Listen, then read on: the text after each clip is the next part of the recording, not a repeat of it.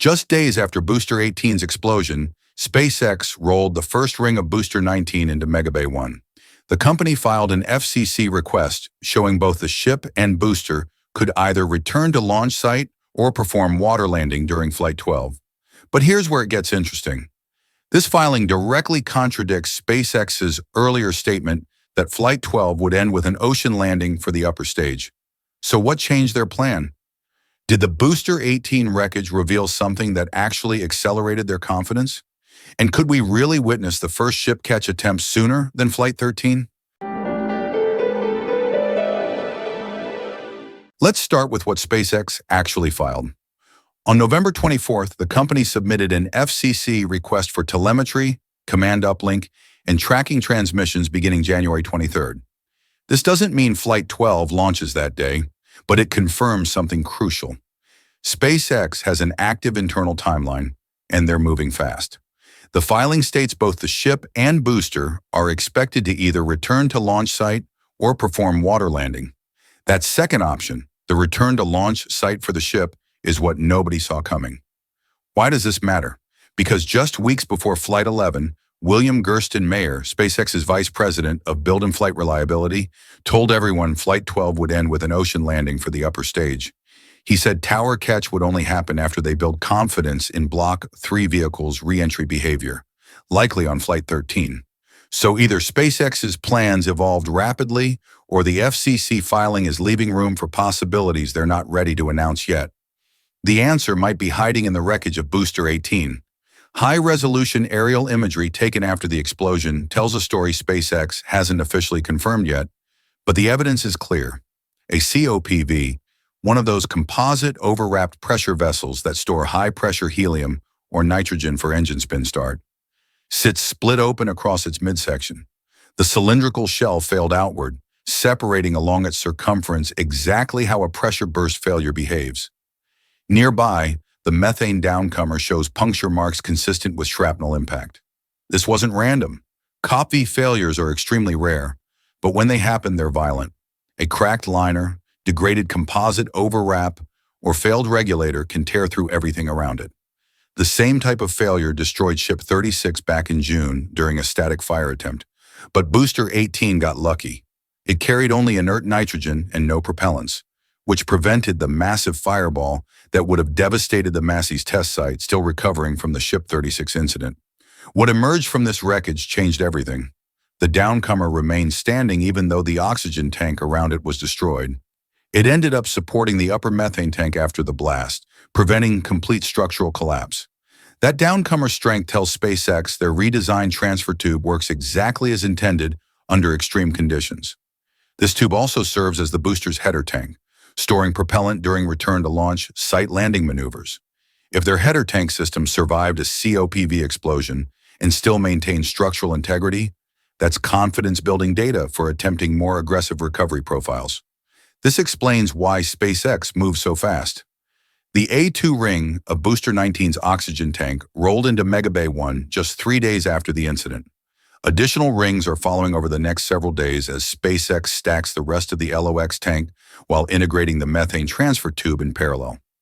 Once the oxygen tank is complete, the methane tank sections stack next, with both tanks mating to form the full booster structure before the end of December. The testing phase comes next, and this is where the timeline gets interesting. SpaceX is aligning Booster 19's schedule with Ship 39's progress and Pad 2's readiness. Ship 39 is already fully stacked in Megabay 2, preparing for cryogenic proof testing. Internally, SpaceX still targets first quarter next year for Flight 12, and that January 23rd FCC date fits perfectly within that window. Before any of this flies, though, the COPV issue must be solved. The test stand took some damage during the explosion. Hydraulic fluid pooled around the structure, indicating the hydraulic accumulator got struck by debris. But nearby ground support equipment like propellant lines, pumps, plumbing, and heat exchangers came through mostly unharmed. Once debris is cleared and damaged hydraulic hardware replaced, Massey's will be ready for Booster 19's cryo testing in late December or early January. SpaceX will apply reinforced COPV design and manufacturing updates before integrating new units into Booster 19, following the same protocol they used after Ship 36's failure. While Booster 19 takes shape, Pad 2 is reaching completion. The ship quick disconnect arm was bolted to the tower recently and immediately began slow actuation cycles to verify alignment, joint tolerances, actuator performance, and hydraulic response under low load. The arm's extension section, currently at Sanchez, installs once initial testing completes. Then SpaceX integrates the main ship quick disconnect mechanism along with plumbing, electrical systems, and data lines tying into ground infrastructure. The liquid oxygen BQD hood was briefly removed on November 21st after issues appeared during post-installation tests. Engineers ran 17 extension and retraction cycles to isolate and verify the fault. After confirming the fix, the hood was reinstalled on the 24th. The methane side BQD showed no problems. Both units now operate normally, with nitrogen purge testing coming next to validate plumbing and connections before introducing cryogenic propellants. SpaceX will also activate the full water deluge system, including flame trench and pad-mounted discharge arrays to verify thermal and acoustic suppression capability. Pad 2 is on track to become fully operational by end of December, positioning it to support Booster 19's static fire next year. Not far away, Pad 1's transformation continues at an aggressive pace. The old launch mount is completely gone, and crews are now dismantling the water deluge infrastructure.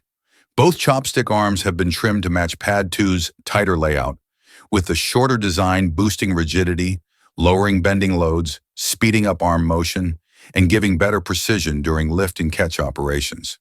The tower's original Drawworks hoist system has been removed and will be replaced with higher capacity lifting system designed for heavier Block 3 vehicles. Once demolition completes, Pad 1 becomes a near clone of Pad 2, enabling rapid cadence Block 3 operations from both towers. SpaceX's expansion isn't stopping at Starbase, though. Kennedy Space Center's LC-39A is already deep into construction, with first launches targeted for late next year. Earlier this year, the company unveiled plans to redevelop Cape Canaveral's SLC-37 into a pair of dedicated Starship pads, enabling up to 76 launches annually. The old Delta IV pad has been demolished and groundwork for Starship facilities is underway. But this expansion created tension. The draft environmental impact statement warned that Starship's massive methane oxygen propellant load generates far larger blast danger zones, potentially overlapping nearby launch complexes used by United Launch Alliance, Relativity, and Stoke Space. During last year's environmental review, ULA and Blue Origin submitted objections to the FAA. ULA warned about potential interference with missions from SLC-41, while Blue Origin raised concerns about range-wide scheduling impacts from LC-36. The situation just became official. According to the latest analysis, the commander of Space Launch Delta 45 confirmed last Friday that early Starship launches from Florida will temporarily restrict access to neighboring pads until new Methalox blast data allows these keep-out zones to shrink. This creates real operational pressure for ULA's Vulcan Centaur missions and Blue Origin's New Glenn flights. Both could face forced pauses or tighten launch windows whenever Starship is fueled. So where does this leave us?